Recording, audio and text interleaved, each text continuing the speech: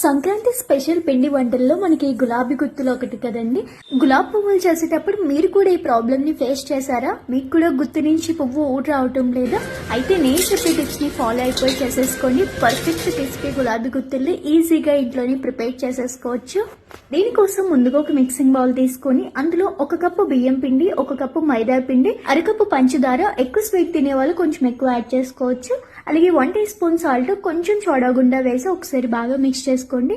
ఇప్పుడు ఈ పిండిలో కొంచెం కొంచెం నీళ్లు పోసుకుంటూ దోస పిండి మాదిరిగా ఆ కన్సిస్టెన్సీ వచ్చేంత వరకు కలుపుకొని పెట్టుకోవాలి. మూత పెట్టి ఒక 4 గంటల పాటు పక్కన ఉంచేయండి. ఈలోగా మనకి లోపల పంచదార అంతా బాగా కరిగి ఇంకొంచెం బ్యాటర్ లూజ్ అవుతుంది.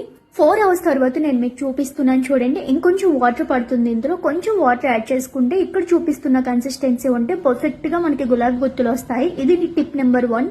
కొంచెం ఇలాచీ పౌడర్ వేసి మరొకసారి బాగా మిక్స్ చేసి పక్కన పెట్టండి. ఇప్పుడు కడాయిలో డీప్ ఫ్రైకి సరిపడా ఆయిల్ వేసి మీడియం ఫ్లేమ్ లోనే బాగా ఆయిల్ వేడెక్కనివ్వాలి. వాటితో పాటు గులాబీ గుత్తులు కూడా ఉంచండి. గులాబీ గుత్తులు ఎంత బాగా హీట్ ఎక్కితే అంత సింపుల్ గా మనం గులాబీ గుత్తులు ప్రిపేర్ అయితే చేసేసుకోవచ్చు.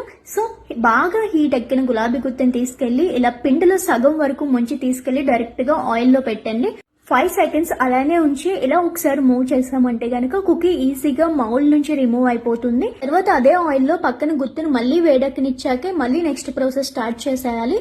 ఇలా అన్ని గులాబీ గుత్తులు ప్రిపేర్ చేసుకుని లైట్ గోల్డెన్ బ్రౌన్ కలర్ రాగానే వాటిని తీసి పక్కన పెట్టుకోండి. బయటకు రాగానే గులాబీ గుత్తు కలర్ చేంజ్ అవుతుంది.